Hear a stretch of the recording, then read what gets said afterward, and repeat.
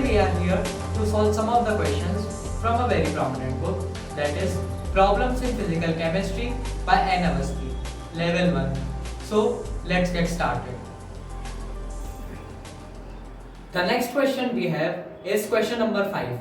The question states that the mass to charge ratio Me for a cation is 1.5 into 10 to the power minus 8 kg per coulomb. What is the mass? We have given 4 options. The first option is 2.4 into 10 to the power minus 19. The second option is 2.4 into 10 to the power minus 27 kg. The third option is 2.4 into 10 to the power minus 24 kg. And the last option is none of these. So the solution goes like this.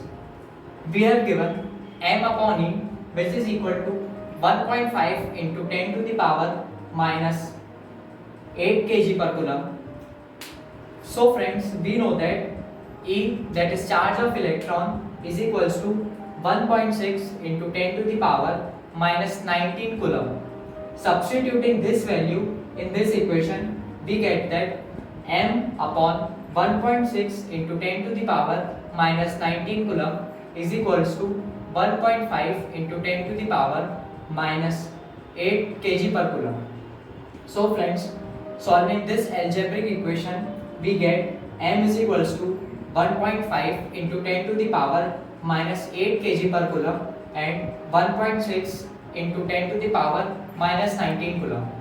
Here friends, this coulomb and this coulomb will cancel out each other.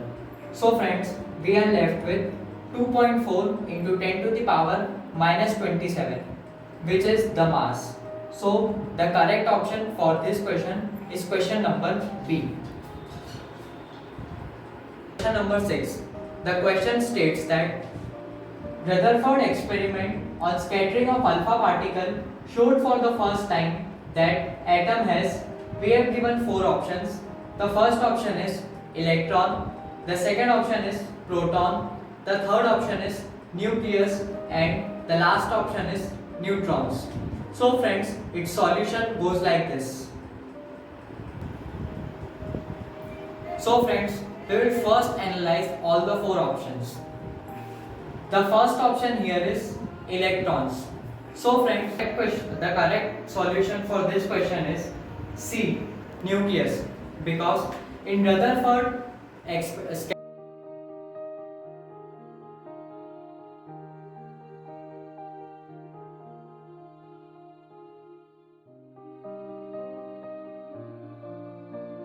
particle are none other than nucleus of helium atom. So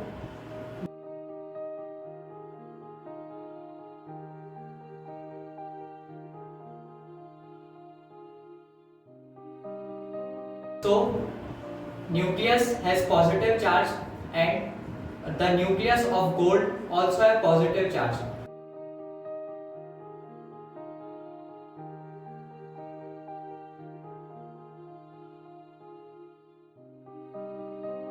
In that experiment, alpha particle were repelled out from the gold sheet, and thus we can say that the correct option for this question is nucleus.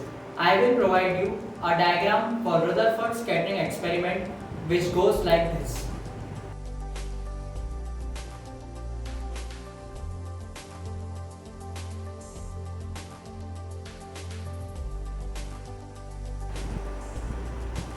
So friends, the next question is question number 7.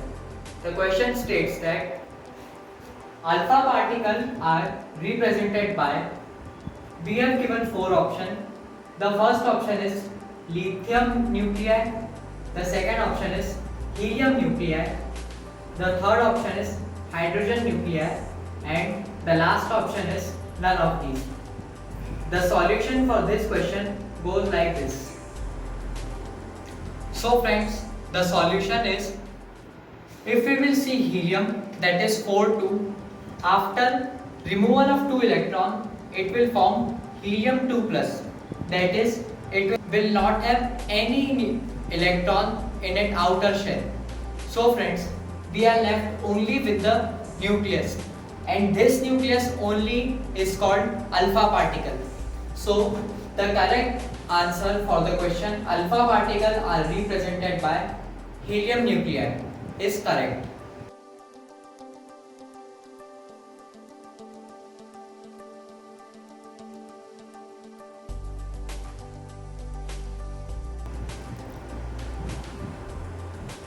So friends, the next question is question number 8. It states that in Bohr's stationary orbit, we have given 4 options. The option A is electrons do not move. Option B is electrons move emitting radiation. C, energy of the electron remains constant. And D, angular momentum of electron is h upon 2 pi. So friends, the solution of this question goes like this. So friends, in this we will first analyze all the 4 options and find the correct one. Option A is electron do not move in the orbits. So friends, electron do move around the nucleus in a circular path which Bohr's called orbit, which we can see in this diagram. So electron move around the nucleus in the orbit. The second, the B option is electron moves emitting radiation.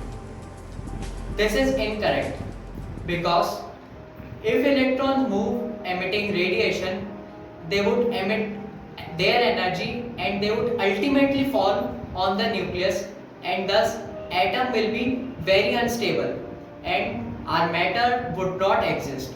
So option B is incorrect.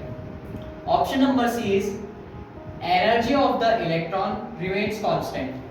So friends, this is correct option because electron move in a discrete energy path which Bohr called orbit, and so their energy remains constant. In the last option we have angular momentum of electron is h upon 2 pi. So friends, this is incorrect because according to Bohr's atomic theory, angular momentum of electron is proportional to h upon 2 pi and is not equal to h upon 2 pi. I want to convey that angular momentum of electron is proportional to h upon 2 pi, and after removing this proportionality sign we get nh upon 2 pi. So angular momentum of electron in Bohr's orbit will be nh upon 2 pi.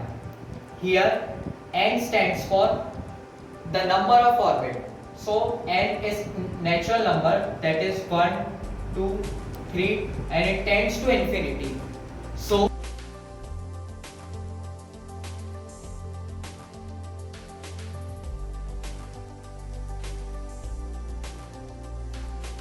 the correct option is option number C for this question.